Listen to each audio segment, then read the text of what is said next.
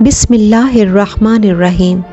حضرت یوسف علیہ السلام نے اپنے والد حضرت یعقوب علیہ السلام اور اپنے بھائیوں کے لیے ایک قطع زمین اس وقت کے فرعون بادشاہ سے حاصل کیا تھا، اور حضرت یعقوب علیہ السلام کی یہی نسل بنی اسرائیل کہلائی جو مصر میں خوب پھلی پھولی۔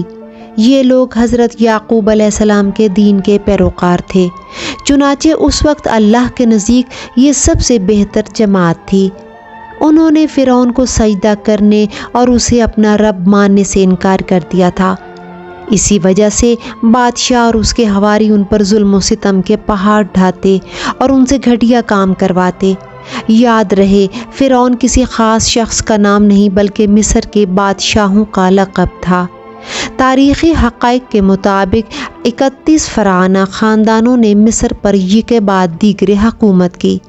سب سے آخری خاندان نے 332 قبل مسیح میں سکندر اعظم کے ہاتھوں شکست کھائی۔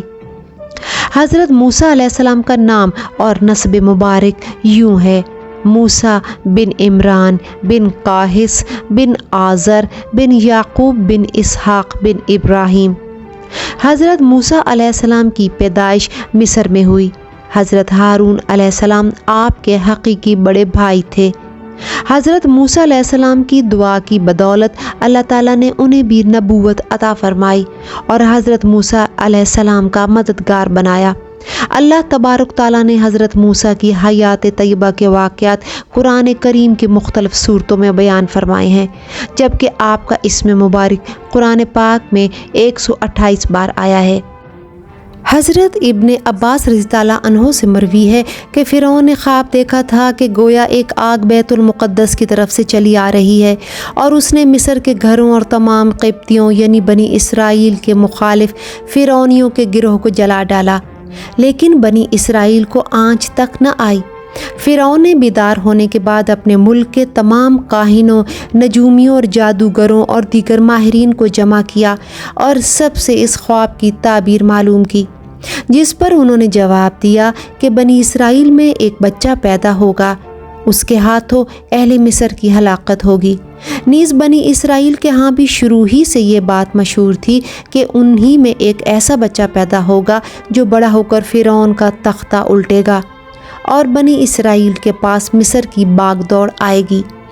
یہ خبر فرعون مصر کو بھی اس کے درباریوں نے پہنچا دی تھی، لہٰذا اس خواب کے بعد وہ مزید فکر مند ہو گیا اور اس نے حکم جاری کر دیا کہ بنی اسرائیل میں پیدا ہونے والے تمام لڑکے قتل کر دیے جائیں۔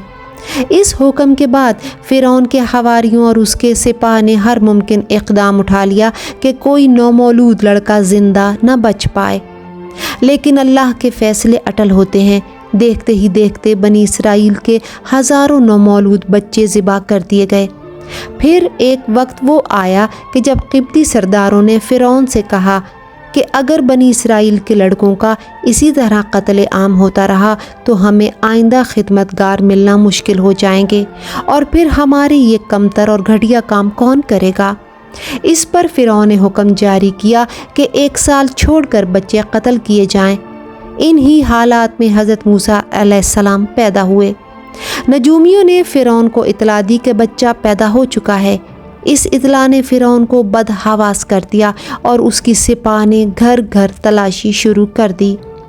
حضرت موسیٰ علیہ السلام کے بھائی حضرت ہارون سال امان میں پیدا ہوئے تھے، جبکہ حضرت موسیٰ علیہ السلام قتل والے سال میں پیدا ہوئے، مگر اللہ نے ان کی حفاظت کا سامان اس طرح فرمایا کہ ان کی والدہ پر معمول کے مطابق حمل کے آثار ظاہر نہیں ہوئے، جس سے مادر موسیٰ فرعون کی چھوڑی ہوئی دائیوں کی نگاہ میں نہ آ سکیں۔ یوں ولادت کا مرحلہ تو خاموشی سے گزر گیا، لیکن ولادت کے بعد بھی قتل کا اندیشہ موجود تھا۔ اللہ تعالیٰ نے اس کا حل بھی موسیٰ کی والدہ کو سمجھا دیا، چنانچہ انہوں نے بچے کو صندوق میں لٹا کر دریائے نیل میں ڈال دیا۔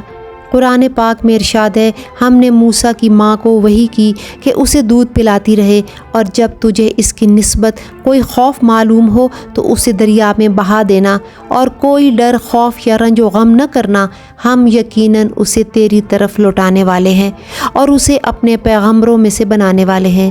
سورۃ القصص۔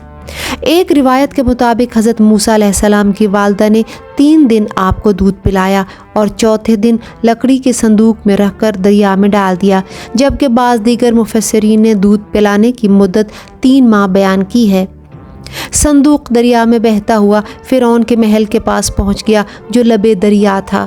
فرعون کے خادموں نے صندوق اٹھایا اور فرعون کی بیوی آسیہ کی خدمت میں پیش کر دیا۔ آسیہ بے اولاد تھیں تو انہوں نے جب صندوق میں ایک حسین و جمیل چاند جیسے بچے کو لیٹے دیکھا تو فریفتہ ہو گئیں۔ بے اختیار بچے کو گود میں اٹھایا اور جلدی سے فرعون کے پاس لے گئیں اور بولیں، یہ میری اور تمہاری دونوں کی آنکھوں کی ٹھنڈک ہے، اسے قتل نہ کرنا، شاید یہ ہمیں فائدہ پہنچائے اور ہم اسے اپنا بیٹا بنا لیں۔ سورۃ القصص۔ اہلیہ کی شدید خواہش کے پیش نظر فرعون نے بادل نخواستہ پرورش کی اجازت دے دی۔ ادھر حضرت موسیٰ علیہ السلام کی والدہ نے انہیں دریا کے سپرد تو کر دیا تھا، لیکن وہ بے قرار تھیں۔ چنانچہ انہوں نے حضرت موسیٰ کی بہن مریم بنت عمران کو بھائی کی خبر گیری کے لیے بھیجا۔ مریم دور سے صندوق کو دیکھتے ہوئے دریا کے کنارے چلتی ہوئی فرعون کے محل تک پہنچ گئی، جہاں فرعون کی بیوی دیگر عورتوں کے ساتھ بڑی دیر سے معصوم بچے کو دودھ پلانے کی کوششوں میں مصروف تھیں، لیکن کوئی آیا انہیں دودھ پلانے اور چپ کروانے میں کامیاب نہیں ہو رہی تھی۔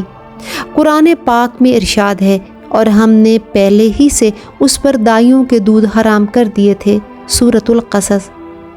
جوں جوں وقت گزرتا جا رہا تھا، بھوکے بچے کی بے تابی دیکھ کر آسیہ کی بے چینی بڑھتی جا رہی تھی۔ حضرت موسیٰ علیہ السلام کی بہن مریم دروازے پر کھڑی یہ سب منظر دیکھ رہی تھی۔ بالآخر بول پڑی، کیا میں تمہیں ایسا گھرانہ بتاؤں کہ جو تمہارے لیے اس بچے کو پالے اور اس کی خیر خواہی سے پرورش کریں؟ سورۃ القصص۔ فرعون کی بیوی کی خواہش پر مریم جلدی سے جا کر اپنی والدہ کو محل میں لے آئی اور حضرت موسیٰ علیہ السلام نے فوری طور پر اپنی والدہ کی چھاتی سے لگ کر دودھ پی لیا۔ یوں اللہ نے آپ علیہ السلام کی والدہ سے کیا ہوا وعدہ پورا کر دکھایا۔ ارشاد باری تعالیٰ ہے، تو ہم نے ان کو ان کی ماں کے پاس پہنچا دیا تاکہ اس کی آنکھیں ٹھنڈی ہوں اور وہ غم نہ کھائیں اور جان لیں کہ اللہ کا وعدہ سچا ہے، لیکن اکثر لوگ نہیں جانتے۔ سورۃ القصص۔ آسیہ نے حضرت موسیٰ علیہ السلام کی والدہ سے درخواست کی کہ وہ محل ہی میں رہنے لگیں اور اس بچے کی پرورش کریں، لیکن موسیٰ نے انکار کر دیا کہ میرے شوہر اور بچے پریشان ہوں گے۔ اس پر آسیہ بچہ انہیں دینے پر مجبور ہو گئیں۔ پھر اس نے بچے کے لیے وظیفہ بھی مقرر کر دیا۔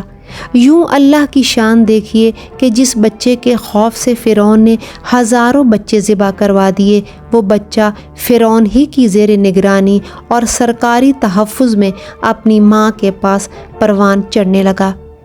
ویڈیوز پسند آنے پر سبسکرائب اور لائک کریں اور بیل آئیکن کو لازمی پریس کر دیں تاکہ آنے والی تمام ویڈیوز آپ کو موصول ہوتی رہیں۔